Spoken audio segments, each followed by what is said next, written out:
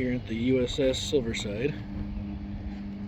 And a nice torpedo tube. And we're gonna go on top of or inside the sub there.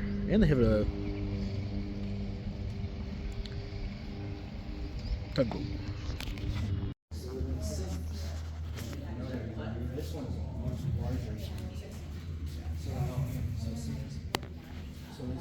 So this is these guys marine transport, and they drive out. I actually did this. Look how they have these little display models.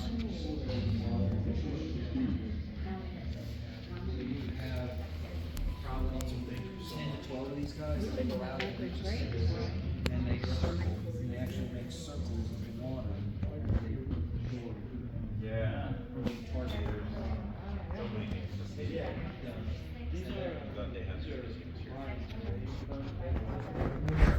Little display here at Pearl Harbor.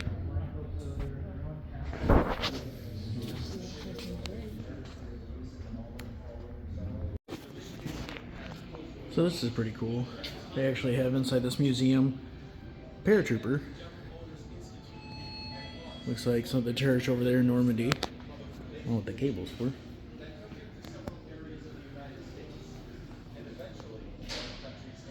Now this is my first time at the museum, so there's not much I really can record right now.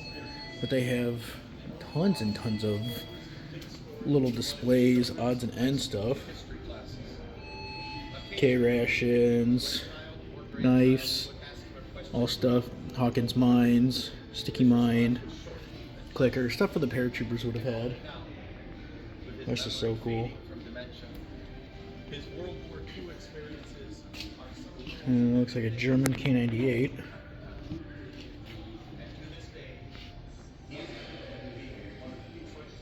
So this looks like this would have been if you were captured. Yeah, prisoner of war.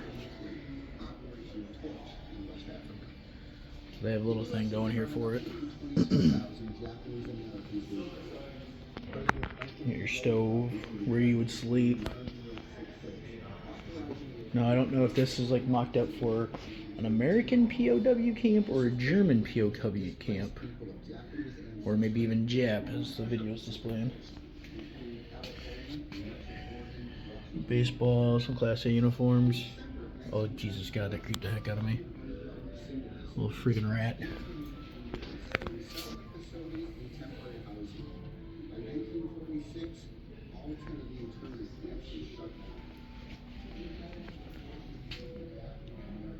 Nice Sherman tank. Russian submachine gun. Thing looks cool. Can I have it? I want it for my collection.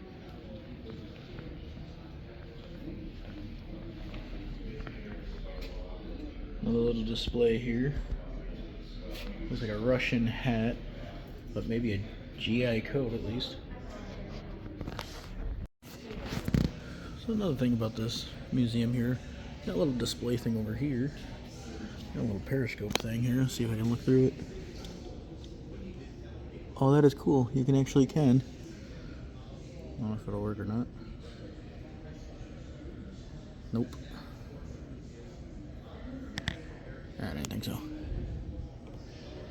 But you can actually look outside. So they have a little mock-up of that. And they have a little mock-up here of driving the sub.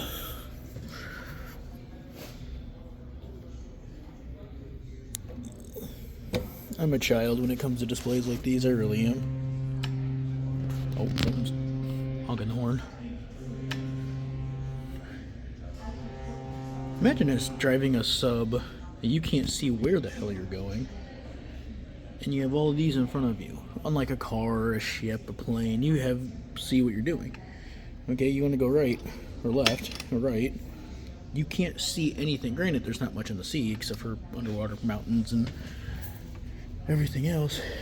I don't know how I would be able to do all that. So it looks like the Silverside was commissioned in 1972 and just decommissioned in 1994. So it definitely Was around for a while. This museum is just so cool. There's still an upstairs that I haven't even gone up yet, or even had gone to the sub yet. They have another ship here too outside that you can go on. So I'm just walking around, reading some of this stuff. Like I said, I'm not sure what too much I can record, so I'm going to record as much as I can.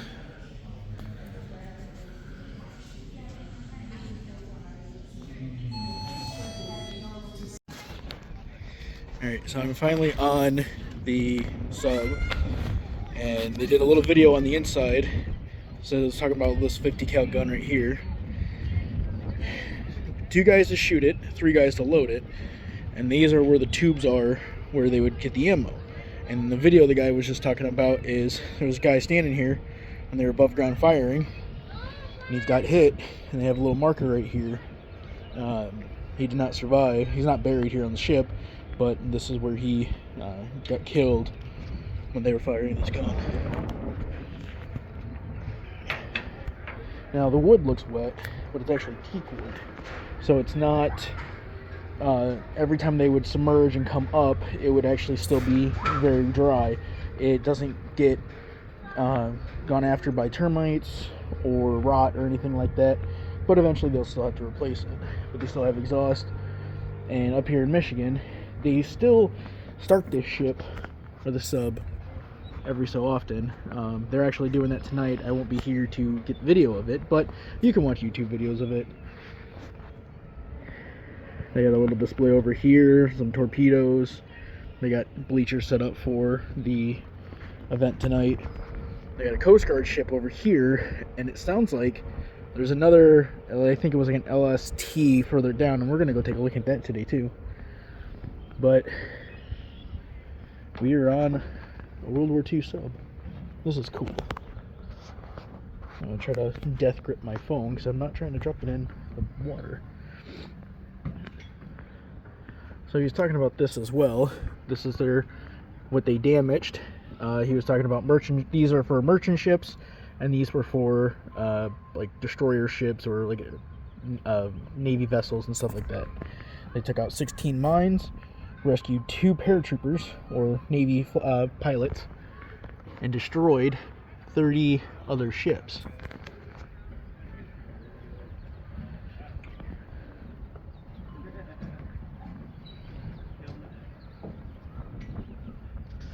Now this ship doesn't go back out into the water. I mean, it's on the water now floating, but they don't resubmerge it. They don't take it out for trips and stuff like that. You got a 20mm gun here. Yeah, this is so cool. Boy, that breeze. My mother already down in the hole. He said in the video the guy was talking about is this actually wood gets slipperier the more it gets wet, and it had a weird name for it. I do apologize, I don't remember. But it would go all the way down to a tube right there. This is how they would load the torpedoes. This ship had like 82 gentlemen and like 16 officers, and it had a total of 16 torpedoes. Now they did cut holes into the deck to go into the ship, but this is the original hatch here. So we're gonna go on and down inside and see what we can see. Alright, so we're finally inside the sub, and you have some torpedoes sitting here, little lockers, and from what the video was talking about from the guy that we were talking to, if it didn't fit in these lockers, you're not getting it on the ship. Each in here you could fit 16 guys would sleep, and they would have multiple torpedoes. In the front of the ship, they had 6, 2 up top, middle, bottom, and then 2 down here as well. This in here, the guy said it gets about 70 degrees. They had a shower, which actually was for the officers. So the guys who slept in here don't get into the showers. They have a toilet here, and if you don't flush it the right way, it can actually, the pressure will push it back. They call them bomb toilets. We're gonna see what else we can find. Good lord. That is a small hole. Now, a lot of times people would get their knees knocked on this. Unfortunately, they're called knee knockers. So we're gonna go on through. Well, let's see if I can fit, but But it's fun.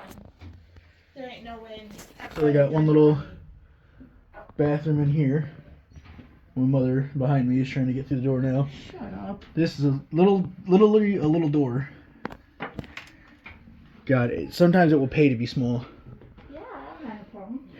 So this is like their dining room, their mess room. Well, technically considered their war room for the officers.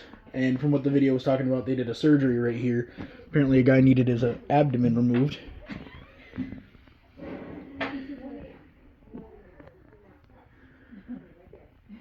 They have fold-down sinks. These sinks would come down.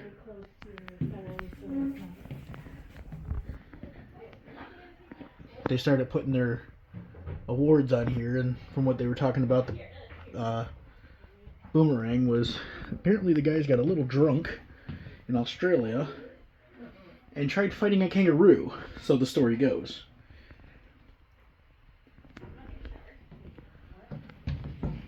And then this was one of the officers' rooms. The captain's has a little fan. These two right here, one would be a pressure gauge or the depth gauge, and the other one would be a compass to find out which way they're going.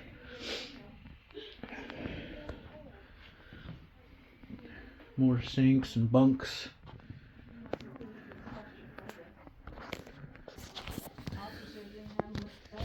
So you got at least 4 guys in here. It's just literally a mat on metal. And hopefully you don't roll out of your bunk. Typewriter here. Ooh, it's a nice little Underwood. For the Yeoman's office. And the guy that they were talking about who had surgery on the ship, they talked about that they put him in his bunk and they were getting depth charged. So they were rocking all over the place. He got thrown out of his bunk multiple times. And when he got thrown out of his bunk, he ended up still surviving everything.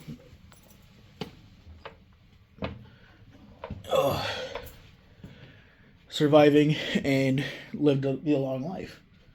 So this is the engine room, and like I said, they start these up quite a bit. They have one steering wheel here. You gotta go through these quick. Yeah, if you're under battle situations. Sorry, I be down So on the boat. they have this side. They said the wet side to do all of your, diving, water controls, and everything else. This would lead up into the control room. And then they have an air side over here that would control all the air going throughout the sub. This is so cool. Okay. They have a radio room in here. Now, Sorry, this is... claustrophobic. Yeah, if you're claustrophobic, good luck. And they would stay down here for 52 days on a tour and would take a shower. The guys who are the cooks can take a shower every day. The officers, every 3 days. Everybody else, 15 days. So you can see my mother here is about 5'3". 5'2". Get it right. This is her about to come through the tube. And if you're under, battle conditions, you gotta run through these things. This is the kitchen, so all the power would be off, or all the lights would be off, and then the red lights would on, give you some option to see. But you have little griddles there. Oh, you can actually, looks like you can go back here. So you could have 2 cooks in here. Making up some eggs, got a toaster. Don't need his it. I'll make some good eggs. That's not enough. That's not a big enough thing for coffee. It's that other tube back there that they did something on. Yeah. And then this was your actual mess hall. I've had food on the ship. Someone correct me. Would you still consider a sub a ship, or would it be considered something else? Or like a boat, ship? What's on the menu? Fish. Ugh. So they would have these lockers, or cold lockers, so you can put cold food in here. They have lips on everything, so in rough conditions it won't slide off everywhere. And they would pile stuff high with supplies. They have a mixer. This is the baker, so the baker area would actually make cookies, bread. This is another hatch. This would come down from up top. Oh, that's cool. They have a calendar here from 1944. These cleaning conditions are not this. I don't think they cleaned on the ship right now.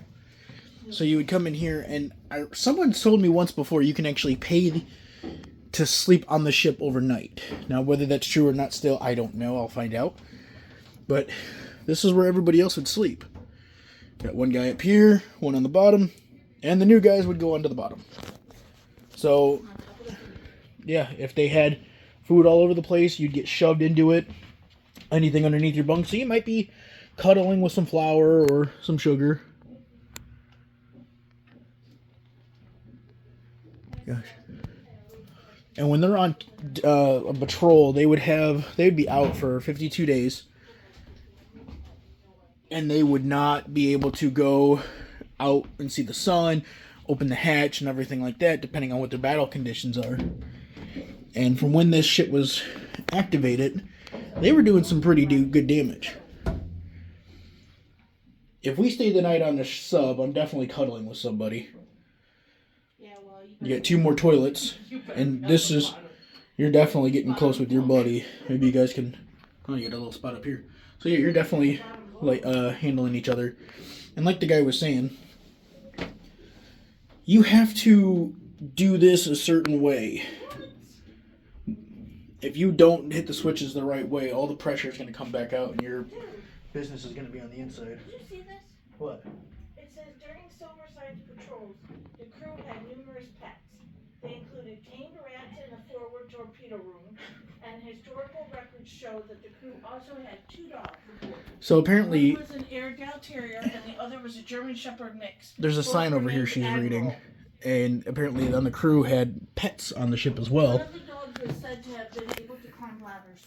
They had taught a dog to climb ladders, and they also had, apparently in one of the torpedo rooms, apparently they had pet rats that they trained. Team rats. So they had other showers. Look at this is where you're definitely getting close with your buddy. So like I said, I'm 5'2", 5'3". Do you need toilet paper? And you're playing cards back and forth. That's a 2-seater. Well, I'm too tall. So you can't touch anything because, like I said, everything, I would say, still works. So these 2, they have 4 of these on the ship. 2 right here, 2 in that other room. And these are made in Chicago. They're Fairbanks Morris diesel engines. And this is a little diagram. They go back and forth. Why are these hatches getting smaller? Because the guys were smaller. They're getting smaller. Well, look at Pee-wee. So this is how they would start it. One of the little switches and all the dials. Pee-wee. And you're yelling to try to hear each other. They would actually put cotton balls in their ears. Or any earplugs and anything that they can find. This is insane. Got a footlocker back here. Is your uncle not sell the bathroom? Oh, that's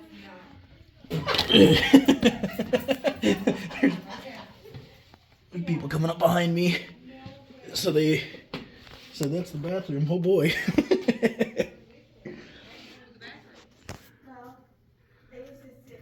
So these are all the other switches. A little workbench area. This is cool.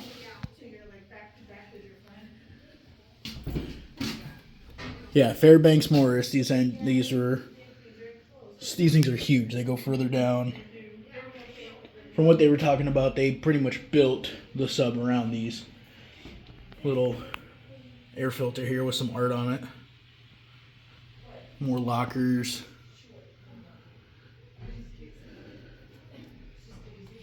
These things are so cool. Yeah, made out of Chicago. Or made in Chicago.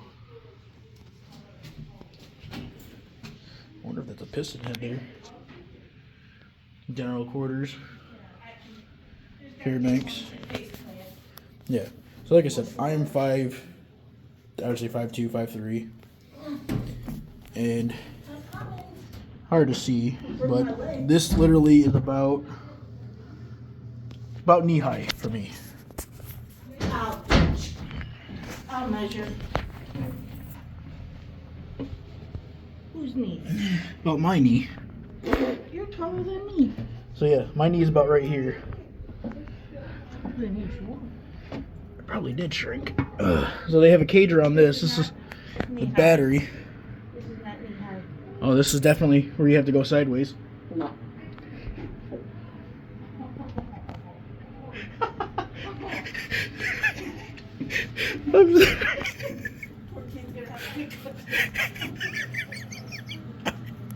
I'm sorry. I'm giggling because unfortunately, so someone's coming up behind me and it's my mother. Huh? No, I think And I toot it, so she's gonna, I toot it and she's gonna smell it. Huh? What? You better not. I'll do it. No, that would evacuate the ship. So this is their electric. Can you imagine? So they have to know all these switches. This controls all the power. They'll divert power and everything else throughout the entire ship. All the controls and levers for it. This is a very good ship. I'm not smart for any of this stuff. So now we're gonna go through. Yeah, high school diploma. You don't even need a degree to fly a plane. Not even modern days. This is the rear torpedo room. So they only had 4 back here. 2 up top, 2 on bottom. And then more torpedoes. I'm gonna stop the video so I can try to climb up this thing. Wait, look at Alright, so this is the other torpedo hole or hatch. There's some boats going through. And that's a U.S. Coast Guard ship. I don't know if we can go on it. So she's trying to get out of the hole now. Wait, yeah, I'm also holding my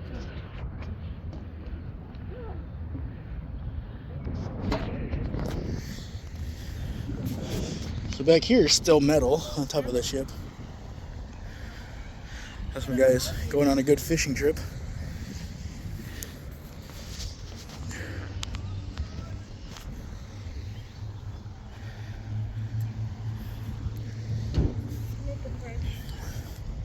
So this is the other torpedo hatch that they had. And the guy said to know how far it is, put a goalpost from one end to the other. And that's how far the ship is. And then there's the other 50 cal right in the front. There's some guys coming on boats, going fishing, enjoying the day. A little cold, a little windy. Some more guys out here fishing. Yeah, definitely come out here to this museum, folks. The USS Silverside Submarine Museum. Really good stuff. I just realized we never even went upstairs to see any of the stuff upstairs yet. So we're going to go back in the museum and see that stuff. And then we're going to go take a look in another museum